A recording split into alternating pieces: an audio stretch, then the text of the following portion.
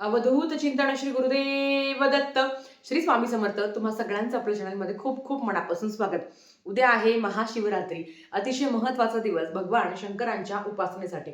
बऱ्याच काही अडचणी आहेत, त्याचे उत्तर आज देणार आहे. आणि आपण उद्या दिवसभरात काय काम करू शकतो, कुठली सेवा करू शकतो, कशा पद्धतीने भगवान शंकरांची सेवा करू शकतो, तेच आपण आजच्या व्हिडिओमध्ये बघणार आहोत. तर चला व्हिडिओला सुरुवात करूया.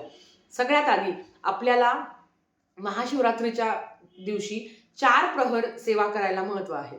म्हणजेच काय, महाशिवरात्रीला 15 तारखेला संध्याकाळी पहिला प्रहर, 6 ते 9 पहिला प्रहर आहे, 9 ते 12 दुसरा प्रहर आहे, 12 ते 3 तिसरा आणि 3 ते 6 चौथा. आता अशाही कमेंट्स आल्या, ताई दिवसभर जर जलाभिषेक केला तर चालेल का? हो, अतिशय सुंदर सेवा तुमच्याकडनं घडेल. एवढंच की प्रत्येक वेळेस त्याच्याकडे लक्ष द्यावं लागेल. म्हणजे जी काही गळती आहे, ज्याला आपण अभिषेक पात्र म्हणतो, त्याच्याकडे प्रत्येक वेळेस लक्ष द्यावं लागेल, थेंब थेंब थेंब की ते पडतंय का नाही बघ. हे झालं पहिलं. दुसऱ्या कमेंट अशा होत्या की ताई महाशिवरात्रीला केस धुवावे का? तर मैत्रिणींनो, केस धुण्याचा आणि महाशिवरात्रीचा काहीही संबंध नाहीये. तुमची इच्छा असेल तर तुम्ही केस धुवू शकता, नसेल तर, कारण आपण जेव्हा अंघोळ करतो तेव्हा केस वगैरे धुतले जातात, किंवा आपण म्हणतो की चला व्यवस्थित आपण म्हणजे डोक्यावरनं पाणी घेऊ. आता ज्या स्त्रीला मासिक धर्म असेल, किंवा मासिक धर्माचा ताई आमचा 4था दिवस आहे, 5वा दिवस आहे, आम्ही सेवा करू शकतो का? हो, तुम्ही करू शकता, काहीच अडचण नाही. काही काही महिलांना असं होतं की थोडासा मासिक धर्माचा 4-5 दिवस त्रास होतो. आता हा प्रत्येकाच्या वैयक्तिकवर आहे. तुम्हाला वाटलं तर तुम्ही सेवा करा, तुम्हाला नाही वाटलं तर तुम्ही फक्त जी आपण मानस पूजा म्हणतो ती करू शकता. अर्थात मासिक धर्म किंवा सुतक असेल, विटाळ असेल, तर ह्या सगळ्या सेवा तुम्ही श्रवण करू शकता, ऐकू शकता. अगदी रुद्राभिषेक पण तुम्ही ऐकू शकता, काहीच प्रॉब्लेम नाही सेवेला. किंवा अगदी खूप लांबचा सुतक आहे, लांबचा विटळ आहे, तर मग ते काही पाळायची गरज नाही. बाकी सगळं तुमच्या मनावर आहे. आणि डोकं धुण्याचा आणि महाशिवरात्रीचा काहीही संबंध नाही, हे आधी मनातून काढून टाका. आणि अर्थात महाशिवरात्रीला आपण सगळेजण ब्रह्ममुहूर्तावर उठून आंघोळ वगैरे करत असतो, घरातली स्वच्छता होते, घरातली देवपूजा होते, त्याच्यानंतर आपण मंदिरात जाऊन भगवान शंकरांची उपासना करतो. मंदिरात जाऊन सेवा करणं शक्य झालं तर अतिशय उत्तम.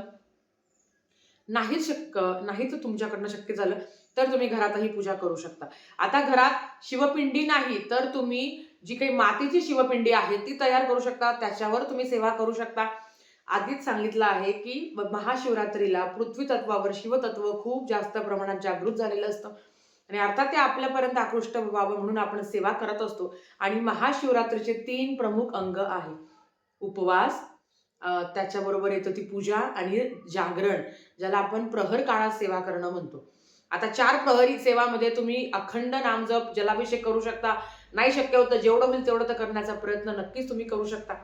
त्याच्या आधी जो काही निशित काळ आहे त्याच्यात पण तुम्ही सेवा करू शकता. ज्यांना जागरण करणं शक्य होत नाही त्यांनी निशित काळात सेवा करावी, काहीच अडचण नाही.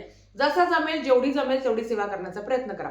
आता घरात रुद्राभिषेक, रुद्रपठण, अतिशय सुंदर, खूप साधी सोपी सिंपल सेवा आहे.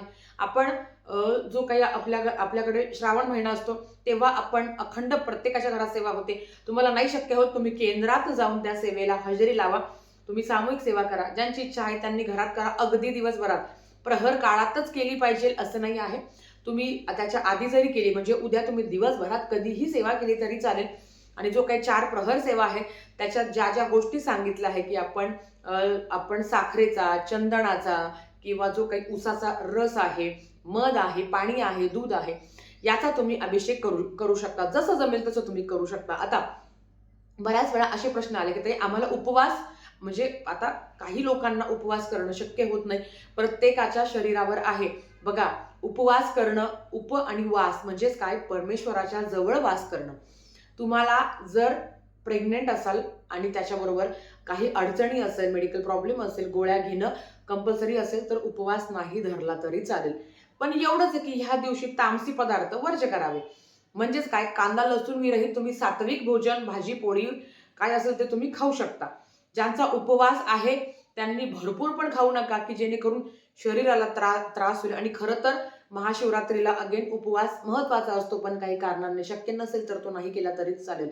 ह्या दिवशी आता बरेच लोक तर काहीच पाळत नाही, मग ते म्हणजे मांसाहार करणं किंवा धूम्रपान, मद्यपान करणं, तर ह्या दिवशी तर ह्या गोष्टी टाळायच्याच आहेत. दिवसभरात भगवान शंकरांची गाणी, भजन जे काही तुम्हाला करता येईल तेवढं तुम्ही करू शकता.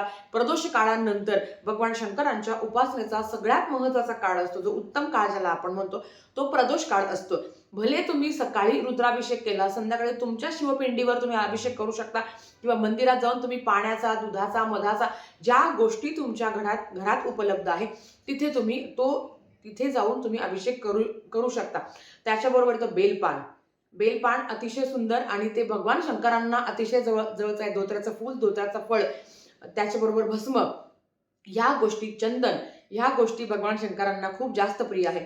असं म्हणतात की महाशिवरात्रीच्या दिवशी आपल्या मनोकामना पूर्ण व्हाव्या, इच्छित काय ज्या चांगल्या गोष्टी आहे आपल्यापर्यंत मिळाव्या, ज्या चांगल्या आहे आपल्यासाठी त्या मिळाव्या, त्याच्यासाठी आपण चंदनाचा अभिषेक करत असतो. म्हणजे चंदन घ्यायचं, त्याच्यामध्ये पाणी मिक्स करायचं त्या चंदनामध्ये आणि त्याचा आपण भगवान शंकरांच्या शिवपिंडीवर अभिषेक केला जातो. असं केल्याने मनोकामना पूर्ण होतात असं म्हटलं गेलं आहे. तुमच्या घरात जर चंदन पावडर उपलब्ध असेल तर त्याचा पण तुम्ही अभिषेक केला तरी हरकत नाही. त्याच्याबरोबर बेलपान, बेलाला 3 पान असतं ना, त्याच्यातला जो मधला पान आहे, बेलाला 3 पानं असतात, त्याच्यातला जो मधला पान आहे त्याच्यावर अष्टगंध घ्यायचा आणि तुम्ही आंब्याचं जे ढाळ आहे, आंब्याची जी काडी आहे, आंब्याची काडी घ्या किंवा बेलाचीच काडी. बेलाच्या काडीने मधलं जे पान आहे ना, बेलाचे 3 पानं असतात, त्याच्यातला जो मधला पान आहे त्या मधल्या पानावर ओम लिहायचं अष्टगंधाने. घरात अष्टगंध असतोच आपल्या, अष्टगंधाने ओम लिहायचं आणि ते भगवान शंकरांच्या शिवपिंडीवर पालथं अर्पण करायचं असं म्हटलं गेलं आहे. हा उपाय केल्याने आपल्या मनोकामना पूर्ण होतात. बघा, आपण जेव्हा हे अर्पण करत असतो ते भगवान शंकरांचीच आवडती वस्तू असते ज्यांना आपण अर्पण करतो. आता जे शिवअष्टोत्तर नामावली किंवा जे शिवसहस्त्रनाम पठण करणार आहे, तुमच्याकडे 108 बेलपान असेल तर कुठल्या पण एकाच बेलपानाला तुम्ही 108 करू शकता. जर एवढा वेळ असेल तर 108 बेलपान अर्पण करताना तुम्ही प्रत्येक बेलपानाच्या मधल्या जे पान आहे त्याच्यावर तुम्ही ओम काढू शकता आणि ते भगवान शंकरांच्या शिवपिंडीवर पालथं अर्पण करू शकता. एवढं नाही शक्य होतं 11 किंवा 1 बेलपानावर जरी ओम काढला आणि तो ओम जर तुम्ही असा पालथा अर्पण केला, आपण ज्या पद्धतीने करतो, तरी सुद्धा मनोकामना पूर्ण होते. आणि भगवान शंकर तर हे सांब सदाशिव आहे. आपल्याला शिवचालिसा, शिव अष्टोत्तर नामावली, ज्या सेवा तुम्हाला माहिती आहे, सहस्त्रनाम, शिव अष्टोत्तर नामावली, शिवचालिसा आहे, रुद्रपठण आहे. रुद्रपठण ज्यांना करणं शक्य होत नाही त्यांनी डायरेक्ट शिवमहिम्न वाचावं. तुम्ही 4 प्रहरी सेवामध्ये फक्त 15-15 मिनिटं काढायचा. जलाभिषेक करत असताना ओम नमः शिवाय, ओम नमः शिवाय हे म्हणण्यापेक्षा जर तुम्ही शिवमहिम्न पठण केलं, प्राकृत मधलं शिवमहिम्न तुम्ही पठण केलं, खूप सुंदर आहे ते सुद्धा आणि अगदी 10 मिनिटात होतं.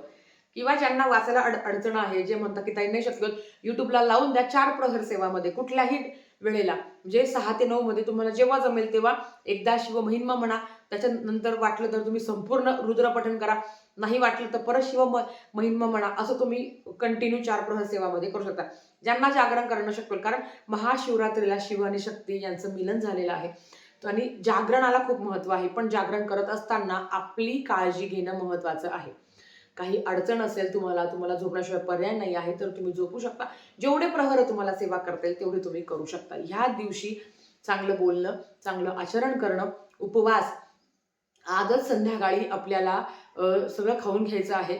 संध्याकाळनंतर खरं तर उपवास सुरू होतो. बरेच लोक रात्री 12 म्हणजे 11:30 पावणे 12 पर्यंत खात असतात, कारण दुसऱ्या दिवशी उपवास असतो. तर हे चुकीचं आहे, असं आपल्याला अजिबात करायचं नाही आहे. आज संध्याकाळी 7-7:30 पर्यंत जेवण करून घ्या, नंतर खऱ्या अर्थाने तो उपवास सुरू होऊन जातो. उपवास करत असताना आपल्या घरात महाशिवरात्रीच्या दिवशी भांडण, कटकट, अपशब्द बोलली जाणार नाही, आपल्याकडनं कोणाचं मन दुखवलं जाणार नाही, याची काळजी घ्यावी. होईल तेवढं दान, धर्म, नाम जप करावं आणि हा दिवस साजरी करावा. तर आजच्यासाठी फक्त इतकंच. झालेली सेवा स्वामींच्या चरणी मी रुजू करते आणि आजचा व्हिडिओ इथेच थांबवते. आवडला असेल तर लाईक, शेअर, सबस्क्राईब करा. भेटूया परत अशाच एका नवीन व्हिडिओ सोबत. तोपर्यंत श्री स्वामी समर्थ.